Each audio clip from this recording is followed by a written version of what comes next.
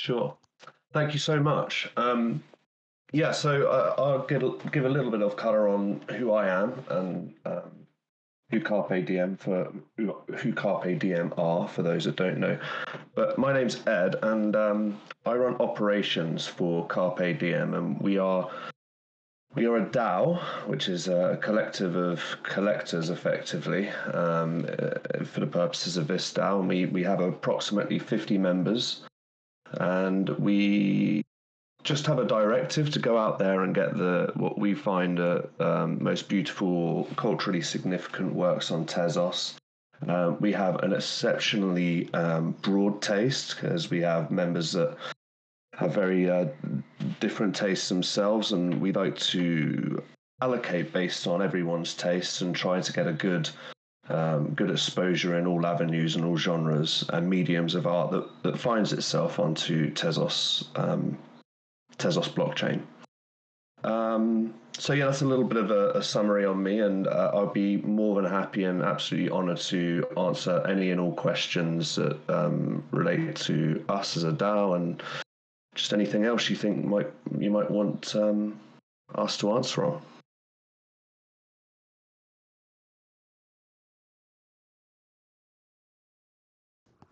Okay, everyone, it's open season for questions. By the way, Ed, I don't know if you've had the chance to experience the update of Discord, but we now have chat for the voice channel. And if you can't see it immediately, the way to access it is from the top of right corner. Oh yes, I see it. Okay. Yeah. Oh, much more lively. That is a cool little feature. Okay, great. So let me just scroll.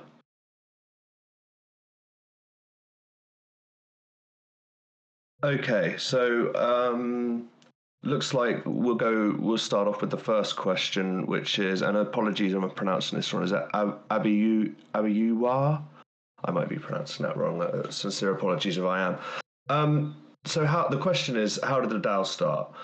So the DAO started with a group of Flamingo members that is another collecting DAO on Ethereum that some of you may know. They're a particularly large monolithic DAO these days. They've got an absolutely fantastic collection. But a few of the members wanted to start collecting on Tezos. And so some of my brothers were actually involved, and just some kind of like-minded friends. It really started out as a group of friends that were effectively battling over low edition works on Hikek around, it must have been around July 2021. So we started saying, well, rather than fighting over these beautiful low editions, let's club a bit of capital together. And it started super casual, like, oh, we'll all put in 1,000. And then it quickly went up to, about 5,000, and spinning it out to more members and more people that had interest. It was just an awesome time for Tezos. The buzz around it all at that time was, it was palpable. So we wanted to jump on and start collecting, and we figured the best way to do that was to club capital together. And before we knew it, we were kind of spinning up this sort of proto DAO. And it was just a natural evolution, if you will, to spin it up into something more like what it is now with Carpe Diem, and formalize the structure a bit. And we're actually aiming to legally wrap, so we're a legally compliant investment vehicle for people outside of the crypto space if they wanted to get exposure. So yeah, it started very, very, very grassroots and spilled out into something closer to where we are now. What do we have? Eco. It was delightful to meet you, by the way, in Paris. It was really nice to have a moment to say hi. What an awesome showing that was. But yeah, Eco asks, how do you organize your voting? And are we aware of multi-sig? Yes, so I'll start with the second one quickly. We are. We had the privilege of meeting, I believe his name was Daniel, who has been working with TZ Sign and pulling together a multi-sig. So we are aware of it. It's early days. We want something very battle tested before we start putting a solid amount of assets in it. But we are so excited to get on that. I know it sounds like a very small thing, but from a DAO perspective, that you want to mitigate counterparty risk and decentralize all your tooling and assets. It's going to be a massive boon to us. So we're looking forward to checking that out more and trying it. Very exciting. With regards to voting, we kind of have different levels. Sometimes it could be something really small. So we're just like, listen, this is a new artist. The cost to bear is very low. We think it's very nice. Pop some emojis on this post if you like the look of these, and it will literally be we've got 10, 15 thumbs up, and we're good to go. And those are your more low cost stuff, and but then obviously we have massive works or big auctions, and some of the auctions that come out of VCA do command quite a high amount of value to even participate in these auctions. So then we'll canvass votes for max bid and work out where we want to go with the max allocation for a specific auction or an artist. So we're still pathing that out.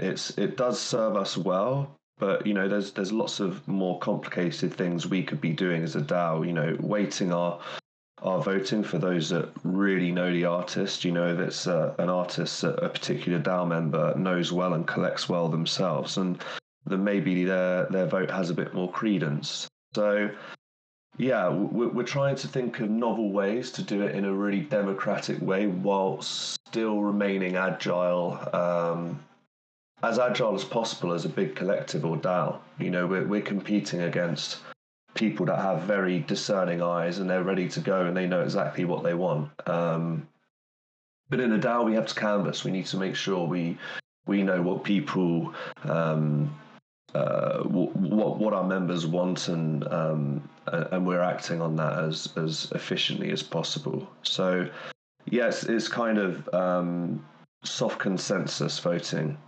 and then eventually we'll have a lot more governance voting, which will ultimately be done on chain, and whether that's done on Ethereum or through DAO tooling like Homebase on Tezos is yet to be seen. So we'll just have to wait and see about that. But it's quite casual. It's quite casual.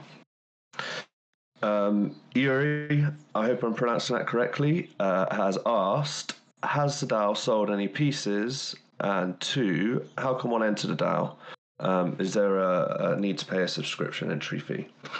Excuse me, clogged up nose.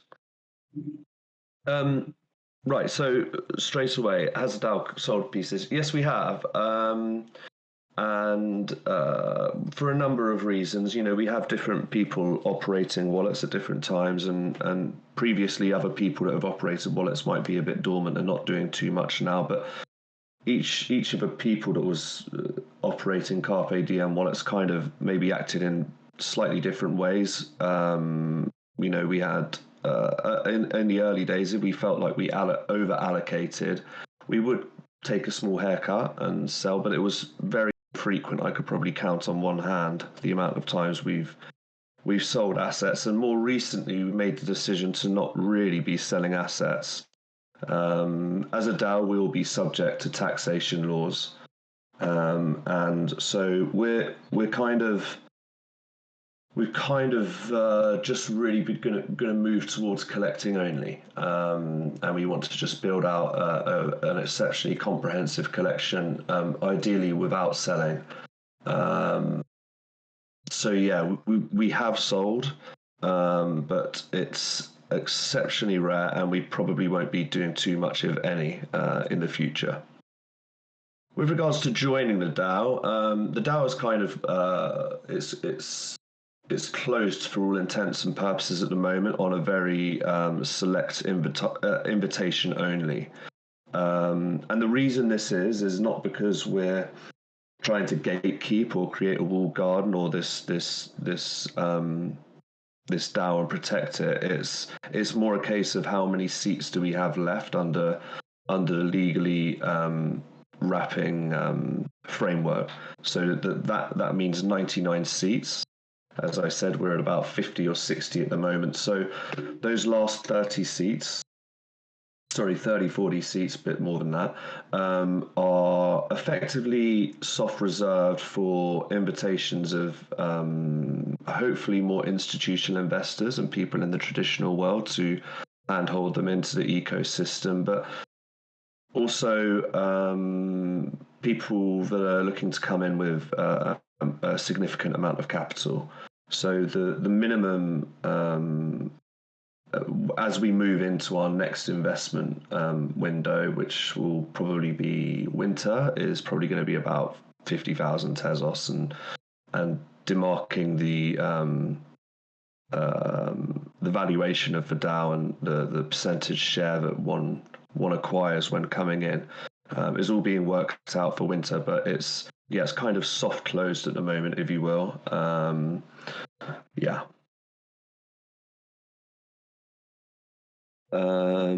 Just checking if I've missed any. I believe so. Yeah. Fire away if anyone's got any other questions. Oh, hi, Victor. How are you doing? A voice one. Hi. Yeah. I'm going to try to do it by voice.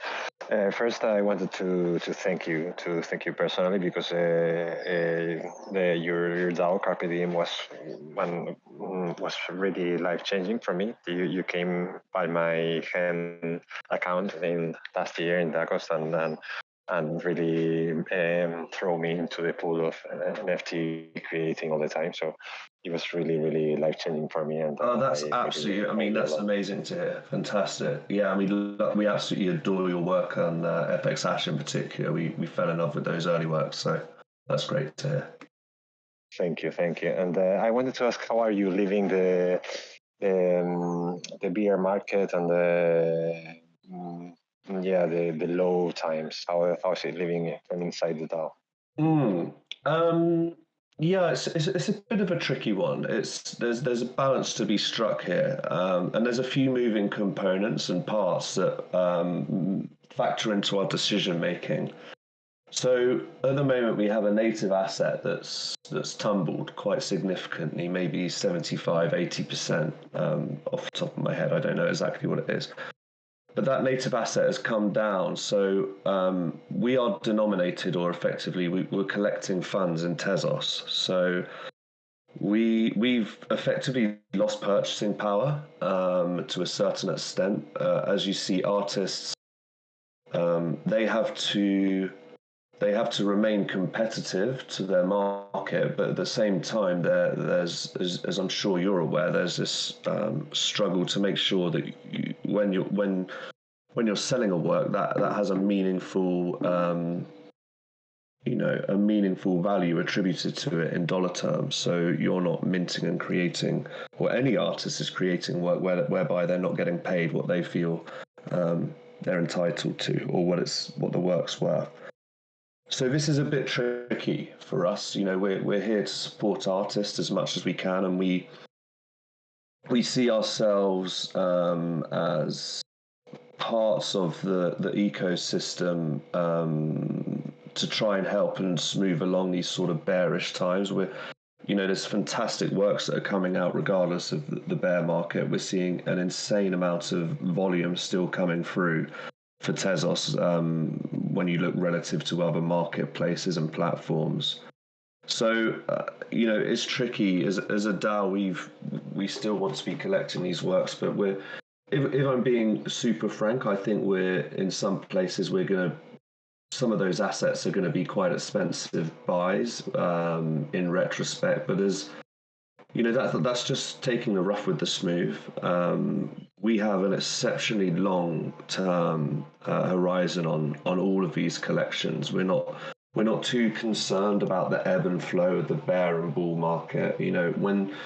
When things do strike another bull market and the native asset goes up, then it's probably going to be a bit more fun for both artists and collectors. But for the time being, I think we've just kind of pump the brakes ever so slightly, but so we can continue to collect through winter. And if this bear market turns out to be a 1.5, 2 year situation, we're still able to attend these markets and collect fantastic art, basically. So yeah, it's on our mind, but it's thankfully we're relatively well insulated and we're able to continue as we are. So, what's your horizon? Like, what's the horizon you're looking at? How many years could you specify, or how do you see it? Yeah, well, no, it's very opaque, and when I say we're looking at a time horizon of 5 to 10 years, that's not 10 years and then we sell everything, and 10 years and we're out and we liquidate and everyone goes on a big party. I think 10 years is until we as a DAO, there's a lot of things that will mature in those 10 years. I believe the NFT digital art on Tezos marketplace will mature. The blockchain itself will mature into a lovely place, but also just blockchains and decentralization should be in really good stead within 10 years. So we could start making different decisions about what we want to do with our collection. As I said, it's never going to be anything dramatic. It's just the opportunities that may be abound in 10 years' time will be very different than they are now.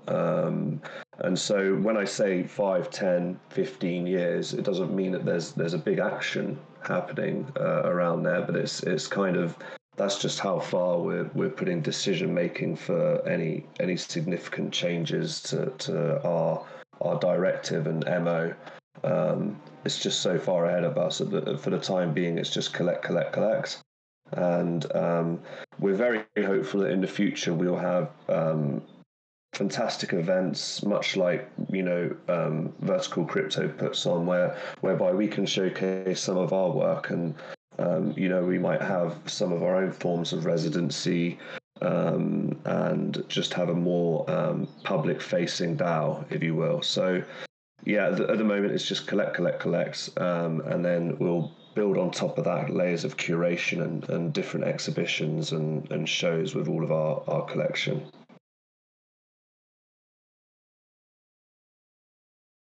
Yeah, and I imagine it was not a selling party at the end. I'll keep on asking if no one else jumps in. I'll keep on asking. So you are not doing any events for the moment, like public expositions of your collection, rather than your accounts and so. Do you have any galleries? We don't at the moment. We've actually got some Deca ones coming out this week that I've been working on. I've been away in Paris actually, so they've been a bit slow to come up. But we got some Decas coming out, and the most important thing, well, not the most important, but the thing that we're striving towards, and we're trying to work out when the best time to do this is a public exhibition, even next year and the year after. Very hopeful that we can do it next year. Where we can, we've got plans to have a room where we can show off our physicals that we've received from artists, maybe some plotter works, and then we've got plans to show off various sections of our gallery in a more curated format, be it AI GAN art, or long form generative art, or physicals that have found their way on chain. And we kind of want to just explore these in a meaningful way in the physical world. So yeah, we're planning out something really special. It's very early stages at the moment, but we've every intent to build out and start showcasing this work in a meaningful way.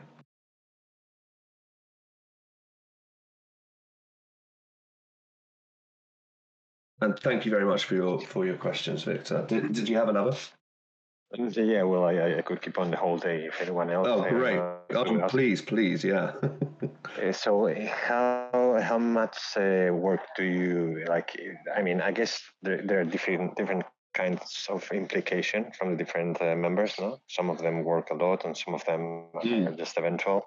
Mm-hmm. So how many hours do you, for example, yourself, do you spend in collecting, in thinking about art and so?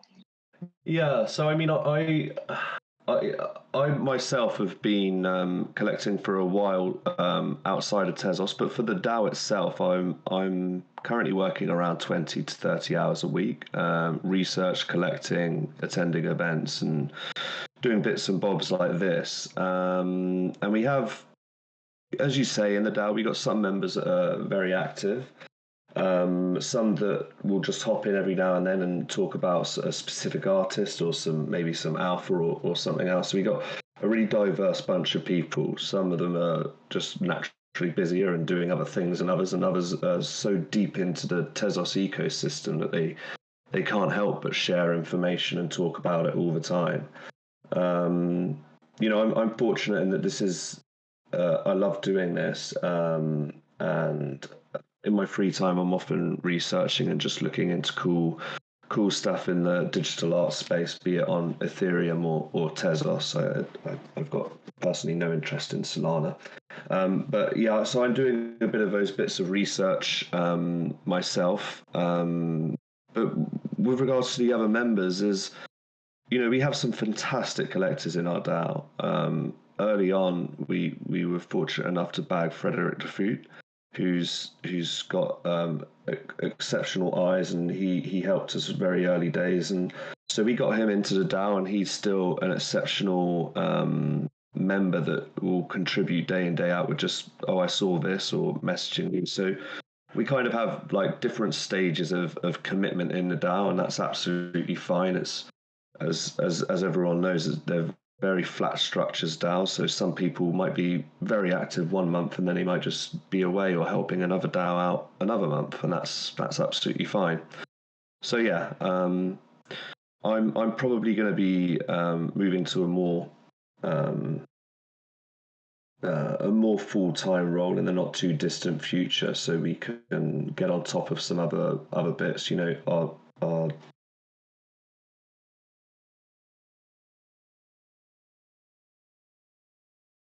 connected. Here we go. Am I back on? Was that just me that disconnected? Yeah, it was just you. Okay. Yeah, sorry, I was about rounding out there though, but yeah, we other members that participate at different amounts, and yeah, I'm around 25 to 30 hours, but hoping to expand that as we grow as a DAO. I see another chat in the actual chat log from Abiyua, which is, how can artists get the DAO to look at their work? Right, so we have a Discord, and I also don't mind being pestered on Twitter. If you would like us to look at your work, just hit Carpe. I think our Twitter is KRP_DM, and let me just link that in the chat just in case anyone doesn't have it. Is that going to copy paste? No, bear with me. For some reason it's the mobile URL, but it will still work. So that's our Twitter. You can always message us on there. I think we were getting spammed quite a lot a while ago, so I need to change the profile to accept. But you can always just add, and if it's add us, and if it's an artist, we'll usually add you back, and you can message us. But what I will do now, just while I'm on here, is I'll open up, because hopefully that spam wave's finished now. I'll do that after the call.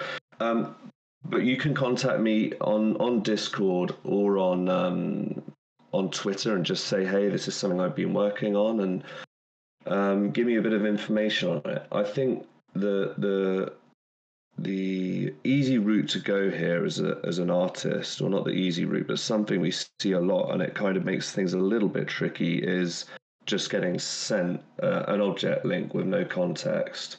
So there's times when artists will send an object link, but they'll say, hi, my name is Dilla. I've been working in this field for X years.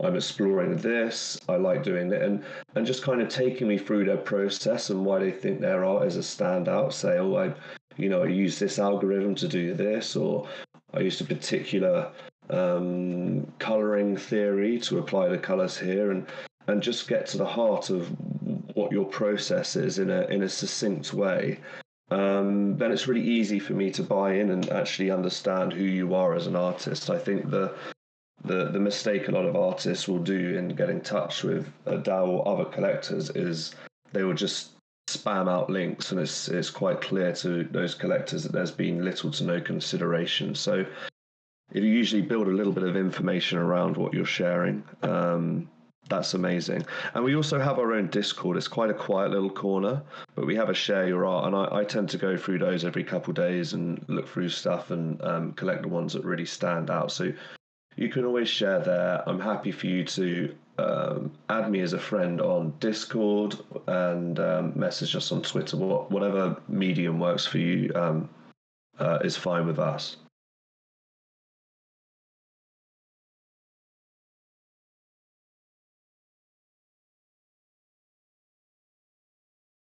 Question, if you don't mind. Not at all. Do you like being like tagged publicly when you buy a piece, or you prefer to keep it like low? Oh, I love to be tagged. No, I love to, and the often we'll do a post and we try to, there's a tricky thing here whereby we don't have oodles of clout, and we certainly don't move markets, but we don't like to get in the habit of buying a work and immediately going on to Twitter and going, we just bought this, and it kind of has these negative connotations or perceptions whereby if you're consistently doing that with works of a moderate edition count or long form generative works, it can look a bit questionable. So we'll tend to retrospectively look back at work and say, we took delivery of this 2 weeks ago and we absolutely love how it does X, Y, and Z. And so yeah, it's absolutely great to be tagged. We're happy to do it, and there's sometimes we collect artworks and we haven't even followed them on Twitter. We've just seen something beautiful on the feed. We've seen some other collectors go for it, and we're just like, wow, that's knocked us over. And sometimes it might not be connected to a Twitter account or verified, but then we'll get at it, and then we can connect with the artist and see their work through their Twitter profile and so on. So yeah, absolutely, we love being tagged. It also draws our attention to what's going on, and also other DAO members. Some DAO members just hop on our Twitter, so it's good for them to see what's being collected by one of the other people on a hot wallet. Yeah. So yeah, tag away.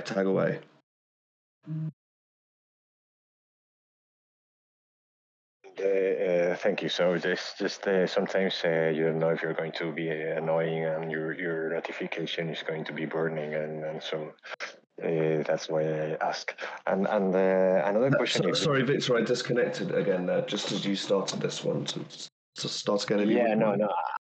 I said that I asked because I don't know if your notification mailbox is burning all the time, and you rather not being annoyed, and so. No, it's not. Sorry, just to interrupt you there. We do get a lot of messages, so sometimes I can be slow. It's never a case of I'm not interested. Even if we don't like a particular work, I'll usually reply and just say it looks lovely, but maybe not for us. So please, pester. We get a lot of messages, and it's just me trying to wade through them. So if I'm slow at replying, feel free to send another like, hey, just checking you got this. I'll never look at that in anger or anything other than an artist looking to have people put eyes on their work, and yeah. So yeah, sorry. Next question. Go for it, Victor. Yeah, no, thank you. No, I wanted to ask, like, if you could, like, say, like, why do you collect art? Why we as a DAO? You personally. Me personally, okay. Excuse me. I should have muted for that.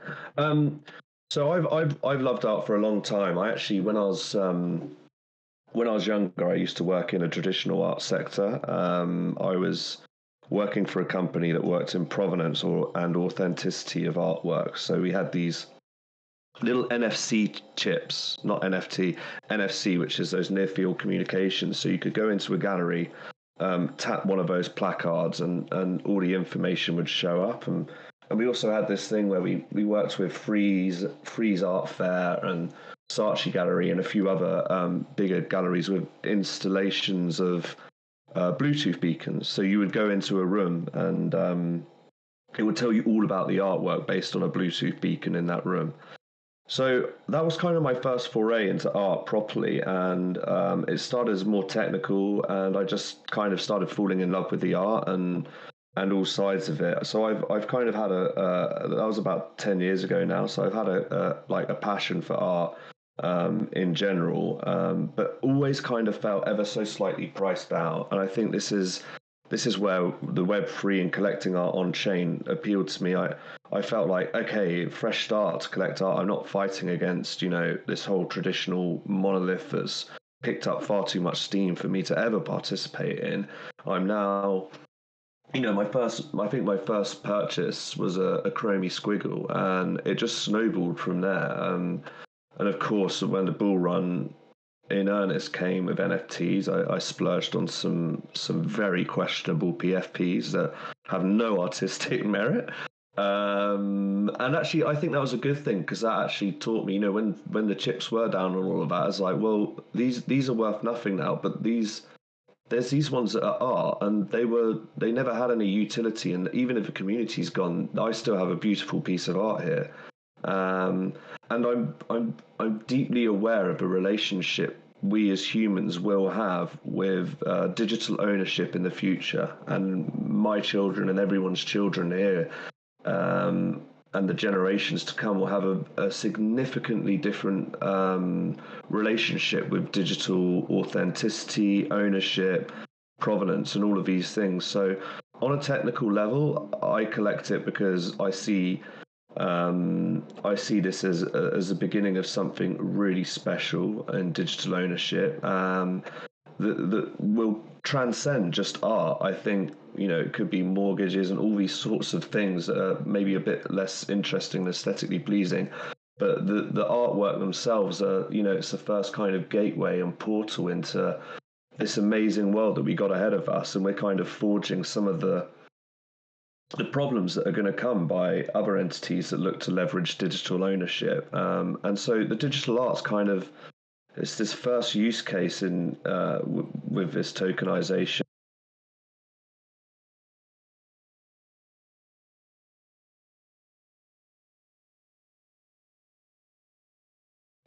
I'm so sorry, guys. I disconnected again. I have no idea what's wrong with my internet. No idea. But yeah, so with regards to collecting art, that's kind of where I come from. It's originally a more technical sided things that I was just enamored by the technology and what it's allowing us to do. But probably more recently, the past year and a half or a year or so, I've just loved to see how stuff's happening on chain, how it's being built into long form sets, and just the level of beauty that's out there in all its different mediums. You have Pixelful doing amazing stuff with movement of bright, bold pixels, and then you have this plotter with your Zancans and others, and so there's just such a wide feast and diversity for anyone to tuck into. So even if you've got a very specific taste, there's something for everyone, and I think that side of things is super interesting to me. And then also finally the community. I've been fortunate enough to go to Proof of People London and more recently Art Basel Paris, and if there's anything that will make you more bullish about a movement or an ecosystem, it's a community.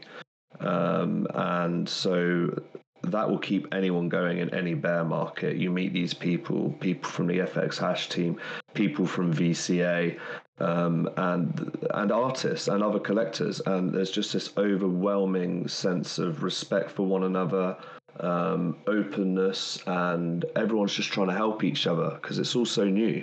So yeah, that's why I collect. Like I feel strongly about the community. I love it aesthetically, I love it technically, and I think on a societal level, something very, very important is happening here. Thank you. I couldn't agree more with you. Yes, I'm just checking if there are any other questions. Guys, I'm so sorry for these disconnects. If you missed anything or you something I was saying, just shout saying you cut off at here and I'll repeat myself. Any suggestion for artists to improve our Twitter game? Pinned tweet should have bio and latest available. I'm definitely no social media expert. I'll go out and say that straight off. But a few pointers I'd like to part with. I'd say the most important thing is as collectors, when we go to an artist page, we like to be able to quickly see all of their offering. So that could be in the form of a link tree, or just general, like something, a pinned tweet that links to different areas, like their object, their Versum account, and maybe their Ethereum offerings, and so on and so forth. Try to make that information really, really easy to get to. A lot of collectors, particularly KRPDM, but I know a lot of other respected collectors, that they can see the most beautiful work on a feed, but what they'll tend to do is they'll want to see a level of consistency in the back catalogue, and try to get an understanding of how the artist arrived at that specific work, and where their work's going and how it's evolved to get where it is. And so all of these things can be told through just looking, like going through the galleries and seeing links, but also going through an actual Twitter feed and looking at maybe Twitter threads that you might have done about your work and so on. So I'd say, like, I don't really have any tips for like how to farm engagement or get those numbers up. All I can say is make sure your work's really easy to access from your Twitter. I think it's the main portal in which we go on to discover your other work. So make them super easy on the profile, and then definitely leverage your pinned. Your that pin thing's really useful. So put what you're most proud of on it, and maybe stick a couple underneath that thread. Say also like this work, or use that effectively. I try not to use that as pinning a photo of you with, I don't know, some friends or whatever it, or maybe you do that. I'm just saying it's valuable real estate. It's the first thing you see above the fold when you visit your profile on Twitter, and you should try and leverage that for something that you're particularly proud of, or something that you feel exemplifies your work, or just as exemplifies who you are as an artist. It may not even be a visual thing. It may just be a post about the technical challenges you overcame to create X work, and so just putting your best foot forward in that, and not using it up to retweet a friend and pinning a friend's work, which is a very admirable thing to do, but that's your page. Make sure you use it well, and make it easy for collectors to find your other stuff.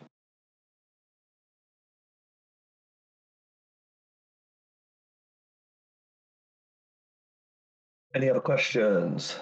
And so far, these questions have been great, guys. It's just it's always nice for us and me myself to be able to flesh out why it is I do the things I do, or we do the things we do. Sometimes it's only in retrospect of going through these things and talking and thinking about them. And obviously, there's a lot of questions here that I'll probably go away and think about more. And yeah, so it's been super helpful for me as well. I really appreciate it. Have you any more, Victor? Fire away. Yeah. Do you keep on collecting on Ethereum, or you just gave up? Yeah, so is this, well, KRPDM Total. I do collect on Ethereum. I don't like going around browsing on Ethereum. I don't find I think if there's an artist drop on Ethereum, I've heard about it and I know about it, and I'll go directly to that drop, but I don't find there's any nice means of passing new mints and artist or discovery on Ethereum. I feel like it's kind of a bit quite flagshipy, and it's quite it's quite hard to separate the wheat from the chaff or the noise from the signal. Ethereum by nature has a lot more and capital running through it. And with that becomes more opportunity for unscrupulous characters and just bad actors. So it's not as an enjoyable experience as whether you're going through Versum, FX hash, object, hen tier. These are all things that are just nice to do. You could put your mouse on auto scroll and just almost they're so beautiful you could just like acts as a screensaver. And that's the same can't be said for a lot of areas on Ethereum, I think. So I do collect on Ethereum. If there's something marquee or something's happening on Verseworks or otherwise, I will collect. But my collecting habits are generally more based around Tezos, and usually it's if I'm collecting on Ethereum, it's someone's told me, oh, X is doing a drop on Ethereum, and I'll go over. I usually don't really uncover stuff there. I'm just directed around by people that are a bit heavier in that ecosystem. So I do, but not as much, maybe.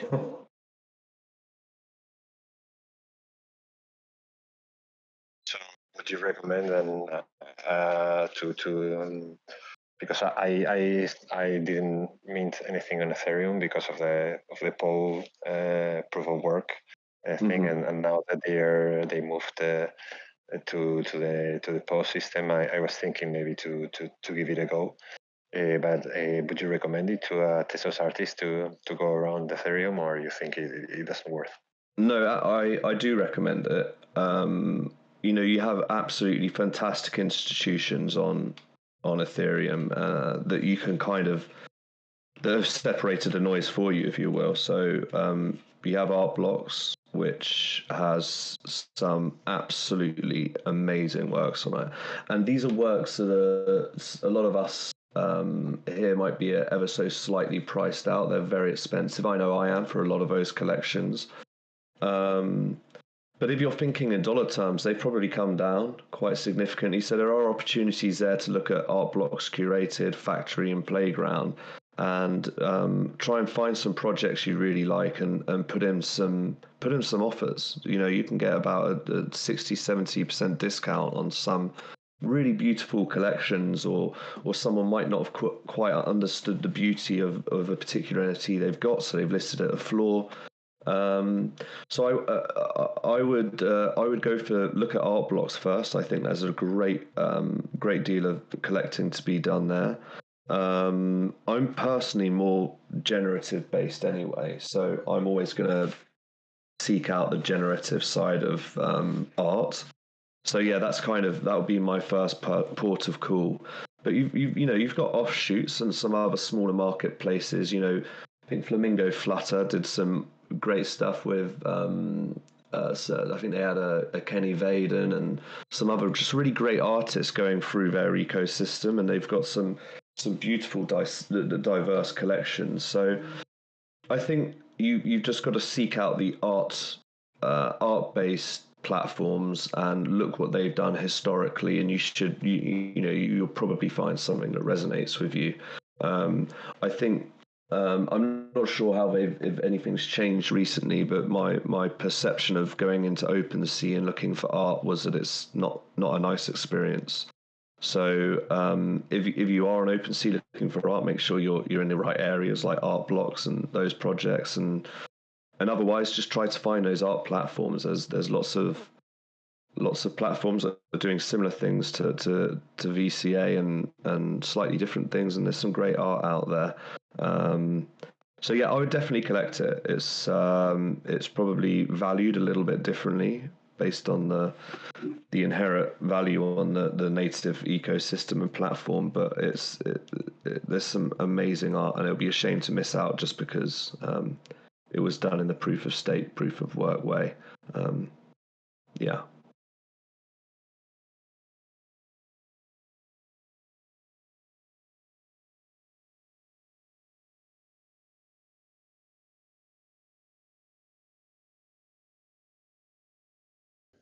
I'm starting to see some of you guys have started following me, so I'm just going to follow you straight off now. And so if you've ever got a message or you wanted any feedback or thoughts on a specific work, please just drop me a message on Twitter or on here. That's awesome.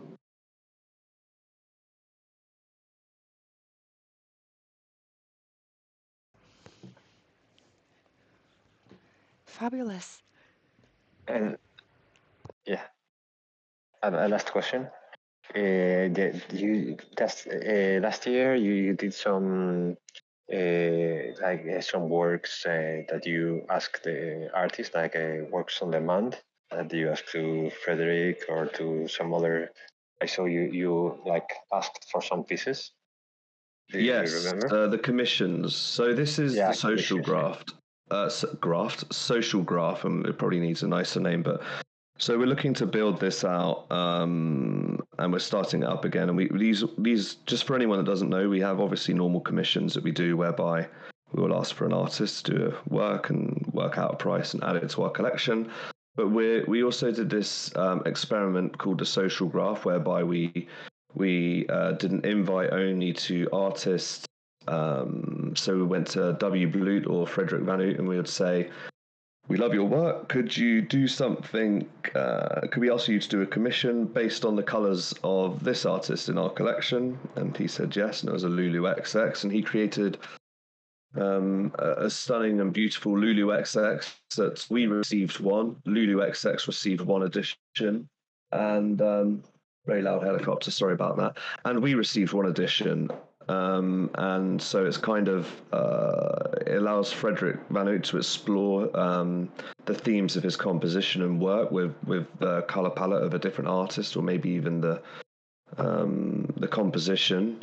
He mainly went with just the colors, but it's different for it will be different for each artist. They may choose to approach it differently. So yeah, we're looking to build that out and do something really special with it. And again, it's something that we want to showcase in a physical space and with galleries where we have this beautiful interconnected web of works between artists. And yeah, it's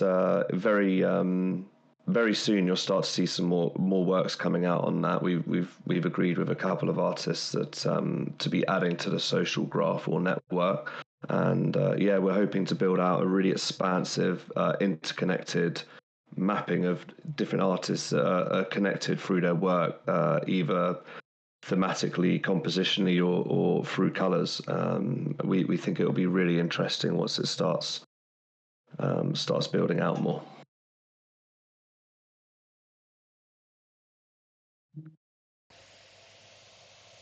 Fabulous, guys. We're right at the 1 hour mark. If anyone has a last question, that's the perfect opportunity to ask it. If not, I see one question that's just come through. I'm not sure when, 2 minutes ago. Layla, how do you feel about NFTs that come with a physical piece? Absolutely love it. It's so nice. I mean, obviously sometimes they just lend themselves so well to it. So it might be we're buying a plotter piece and someone has their own Axie draw that they can plot it and they'll sign it and send it to us. We absolutely love that. Personally, I love it. Part of the shame is that I can't go and smack them up on my walls. They've got to go into a nice, secure vault where they're kept and looked after. I have children, so they will get fingerprints and crap on them like immediately. So there's no chance they're going on the walls. But we love them, and we have every intent to show them in a physical space in the future. Showing the digital with the physical counterpart. Yeah, it's really special. So yeah, we absolutely love them. When artists put some thought into how it presents physically, it's always really cherished to receive that work. Obviously, sometimes it just won't work. You know, if you're very digitally native, you know, it's probably nigh on impossible to produce something physical. But if it is, and it's not too much of a stretch, we'll definitely take delivery of those. Yeah, we love them.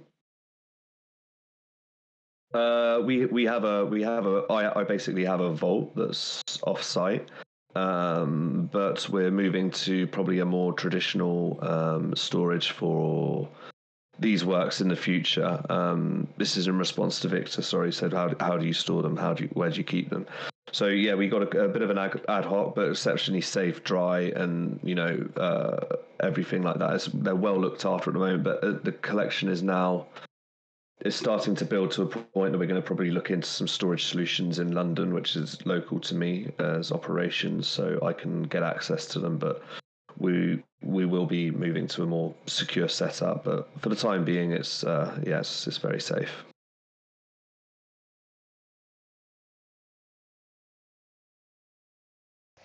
Awesome. This sounds amazing too. I was interested about that question as well. So thanks, Leila, for asking. Um, with that said, we're going to close the AMAs for now at this time.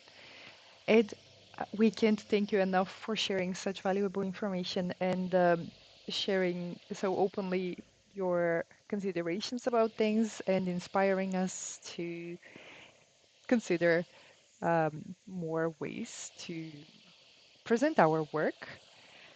Thank you for your time, and thanks to everyone Not at for all. coming. Thank you so much for having me.